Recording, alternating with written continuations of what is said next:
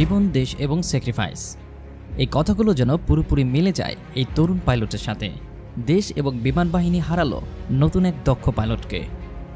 যখনই তাদের এয়ারক্রাফটটি take off করার সময় হয়, তখনই এয়ারক্রাফটের পিছনে আগুন ধরে যায়। ভেতরে ছিলেন দুইজন দক্ষ পাইলট। একজন বেঁচে গেলেও আমরা হারিয়ে ফেলেছি আরও একজন তরুণ দক্ষ পাইলটকে।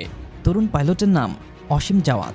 তিনি 2010 সালে বাংলাদেশ এয়ারফোর্স একাডেমিতে যোগদান করেন।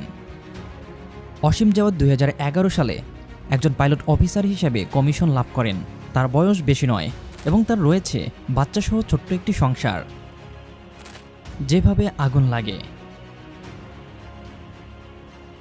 জানা গিয়েছে প্রশিক্ষণ এই যুদ্ধ বিমানটি যান্ত্রিক ত্রুটির কারণে পিছন দিক থেকে আগুন লাগা শুরু হলে তারা চাইলে নিজেদের জীবন বাঁচাতে পারতেন, কিন্তু এখানে ঘটে তাদের জীবনের স্যাক্রিফাইসের বড় ঘটনা, যাকে বলা হয় কল অফ ডিউটি, অর্থাৎ দেশের জানমাল রক্ষার্থে এবং দেশকে বাঁচাতে নিজের জীবন স্যাক্রিফাইস।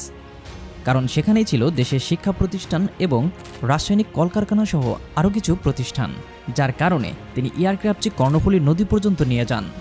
সেখান থেকে প্যারাশুট নিয়ে তারা দুজন ঝাঁপ দিলেও তাদেরকে উদ্ধার করার পর হাসপাতালে চিকিৎসাধীন রাখা হয়।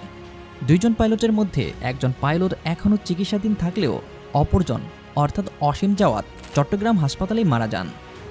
যিনি এখনও চিকিৎসাধীন অবস্থায় হাসপাতালে রয়েছেন, জানা গিয়েছে তার নাম সোহান। তিনি বিমান বাহিনীর উইং কমান্ডার হিসেবে কর্মরত আছেন। পরিশেষে বলা যায় যে সুশিক্ষিত এবং একজন জ্ঞানী ব্যক্তি দ্বারাই এরকম স্যাক্রিফাইস সম্ভব হয়েছে।